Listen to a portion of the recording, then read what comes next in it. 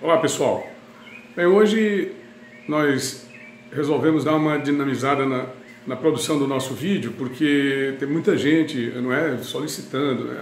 Os vídeos, o áudio está prejudicado pelo barulho do carro, realmente o movimento do veículo, de certo modo, tira um pouco a atenção da fala e realmente os assuntos sobre a questão política local aqui do Estado precisam dar um pouco mais de atenção, não é? Chamar um pouco mais de atenção do seu público. São essas questões que estão sendo colocadas e que a gente realmente precisa valorizar. Bom, mas o objetivo realmente dos nossos vídeos é que sejam feitos da maneira mais improvisada possível, até porque nós não temos uma produção, até porque a rede social ela não tem esse objetivo de ser uma coisa bem produzida, e tem que diminuir mesmo esse ritmo, né? E esse custo de produção, para que as coisas sejam mais um diálogo entre o jornalista, no caso aqui, esse que vos fala, e o grande público. E mostrar realmente que é possível de se produzir um conteúdo razoável sem que haja esse custo exorbitante que se apregoa por aí. Eu, inclusive, que sou um defensor, até agora já vi em outros veículos, outros jornalistas já de conteúdo nacional, como a jornalista Joyce Hasselman, como o Diogo Mainardi, como o Mário Sabino, já passaram a defender, e isso é muito importante, que haja o fim desse dinheiro que se paga todo mês, dessa cota que se paga todo mês para os veículos de comunicação.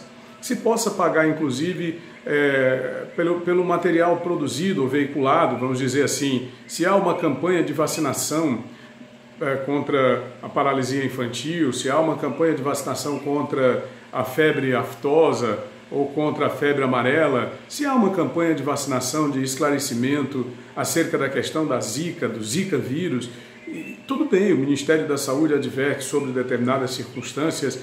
Então a gente até considera que seja importante a população ser alertada sobre questões relativas ao trânsito, uma campanha de esclarecimento sobre as questões do trânsito, isso é importante. Agora, cota mensal para a imprensa, mensalão para a imprensa, como se vem pagando em diversos governos estaduais, há denúncias no estado do Piauí. Eu vi deputados de oposição como Robert Rios, como Luciano Nunes, como Marden Menezes, fazer denúncias na tribuna da Assembleia, atribuindo à Coordenadoria de Comunicação do Estado valores exorbitantes, 30 milhões por ano, 50 milhões por ano é o que se preconiza para esse ano de 2018, que é o ano da eleição, deveria estar sendo investigado pelo Ministério Público do Estado, esse valor abusivo e corrosivo para as finanças públicas, quando o próprio governo do Estado anuncia que precisa fazer cortes da ordem de 200 milhões de reais para garantir a economia necessária ao equilíbrio financeiro. Um equilíbrio, aliás, que eu não consigo compreender, porque o próprio governador do Estado foi condenado pela Justiça Eleitoral ao mentir na campanha, dizendo que as finanças estavam equilibradas. E logo depois da eleição vem o governo dizer que existe um déficit de 200 milhões de reais, ou seja, as contas públicas estão desorganizadas, desequilibradas, precisando de equilíbrio de 200 milhões de reais. E se paga 50 milhões de reais por ano, cerca de 4 milhões e meio, 5 milhões de reais para meios de comunicação. Então eu sou totalmente contra esse mensalão da imprensa, e muitos outros jornalistas acredito que isso deve ganhar uma repercussão maior, cada vez maior, na medida em que esses nossos vídeos forem se popularizando. Mas hoje eu gostaria muito de falar sobre esse posicionamento contraditório do senador Ciro Nogueira. Por quê? Porque ele foi o nosso senador, já é pela segunda vez, né, o nosso senador piauiense mais votado, e tem assumido posições aqui no Piauí. As pessoas dizem, olha, o senador Ciro Nogueira tem assumido posições de muita discrição. Eu não concordo que o senador seja discreto. Ele é um senador que não gosta muito de falar, não sei porquê. Aqui e acolá ele dá entrevistas que se tornam polêmicas, talvez porque ele não tenha exercido muito a sua capacidade retórica. Eu acho que ele tem suas habilidades retóricas, mas tem que praticar mais, tem que conversar mais com a mídia, tem que conceder mais entrevistas, sair dessa linha de sombra que muita gente diz, chama de discrição, porque discrição não é, discreto ele não é. Imagine, Ele, quando aparece por aqui, é num avião, é num helicóptero, já chegou a pousar nesse helicóptero no centro administrativo. Que descrição é essa? A contradição a que eu estou me referindo é que há poucas semanas o senador mandou uma carta para o governador aqui do estado do Piauí, chamam até de governador índio, né? Porque ele tem uma aparência, tem uma partinha, ele corta o cabelo assim meio, cai aqui um pouco na testa, né? Um índio. E já foi chamado pelo ex-presidente Lula, que é o seu maior ídolo, de o índio mais sabido do Brasil. E aqui no Nordeste a gente sabe qual é o sinônimo de sabido, não tem nada a ver com inteligente. Sabido aqui é outra coisa. Pois bem, ele mandou uma carta, juntamente com o também senador eleito, o deputado federal Marcelo Castro, dizendo que o Piauí deve fazer um plano para reduzir os gastos, para diminuir o tamanho da máquina, porque do jeito que está, é possível de haver a própria falência do Estado. Está gastando muito dinheiro, o Piauí, o governo precisa diminuir o tamanho, diminuir o número de cargos, reduzir as contratações que não são necessárias e por aí vai. E na outra semana, isso foi numa semana, na outra semana, lá no Senado, a mesa diretora do Senado, através do senador também índio, deve ser uma coisa de parentesco, né? O índio Eunício Oliveira aqui do Ceará, bem pertinho da gente, depois a Serra Grande. O senador Eunício Oliveira, ele apresentou a mesa diretora, que ele é o presidente do Senado, apresentou um projeto de lei aumentando os salários, colocou em votação, aumentando os salários dos ministros do Supremo Tribunal Federal, 16%, quase 17%, o que vai gerar um aumento nas despesas do poder público do Brasil em cerca de 6 bilhões de reais. Agora os senhores imaginem o que isso vai gerar em termos de efeito cascata para todo o setor público do país. É claro que vai ser um negócio muito mais grave do que se possa imaginar, não apenas no médio prazo, aliás, não apenas no curto prazo, mas no médio prazo. Isso vai ser impactante para as contas públicas tanto da União quanto dos estados e principalmente dos municípios, que é o mais fraco e é onde a corda arrebenta com mais impacto, com mais força.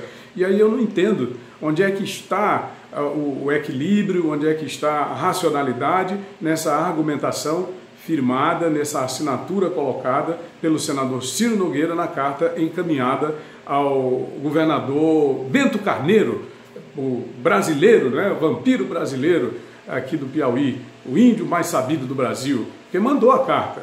E de repente nós não conseguimos entender, porque é contraditório. Como é que numa hora você pede ao governador do seu estado que equilibre as despesas, que corte gastos, e na hora seguinte você mesmo vai lá e dá o seu voto para que os gastos sejam aumentados em 6 bilhões de reais, impactando inclusive sobre as contas públicas do seu estado e dos municípios mais pobres da nação brasileira, que são os municípios do seu estado.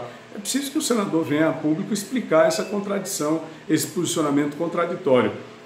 Realmente paradoxal, para usar um termo assim mais dentro da lógica política, né? Porque os políticos brasileiros costumam usar palavras mais difíceis, que é para o eleitorado ir no dicionário, porque não tem mesmo hábito, então deixar para lá, essa palavra é tão complicada que deixa para lá.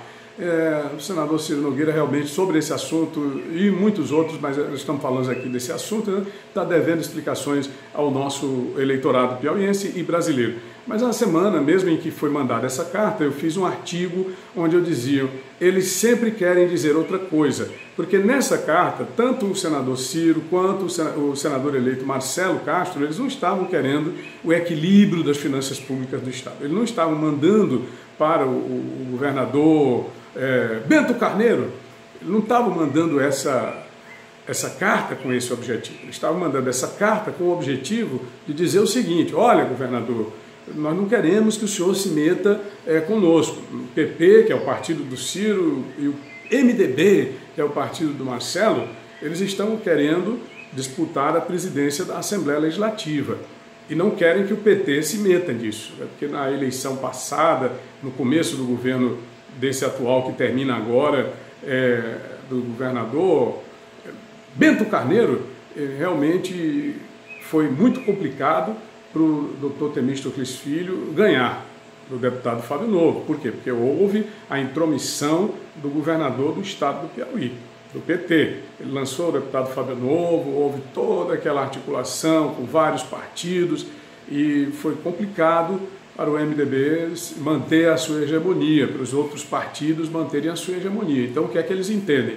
Já demos o apoio para que o senhor seja governador pela 4ª vez. Agora o senhor precisa se manter neutro, numa zona de neutralidade, para que a gente possa também ter o nosso quinhão, a Assembleia. Então que a disputa fique entre PP e MDB, e o PT se mantenha, já tem o governo, já tem a vice, não é justo que fique também com a presidência da Assembleia. O recado foi esse, não tem nada a ver com finança, com equilíbrio, porque se tivesse, posso dizer para os senhores que estão assistindo a esse vídeo, que realmente nós estaríamos no melhor dos mundos, porque essas pessoas que estão aí, tanto eles quanto os seus descendentes estão no poder desde eras imemoriais. Nem nós, nem nossos ancestrais sequer sonhávamos em nascer. É isso aí? Eu gostaria que você, se gostou do vídeo, dê um like e se inscreva lá no canal para receber as notificações toda vez que eu postar um vídeo novo, tá bom? Grande abraço a você, Tony Rodrigues, Além da Notícia, eu volto.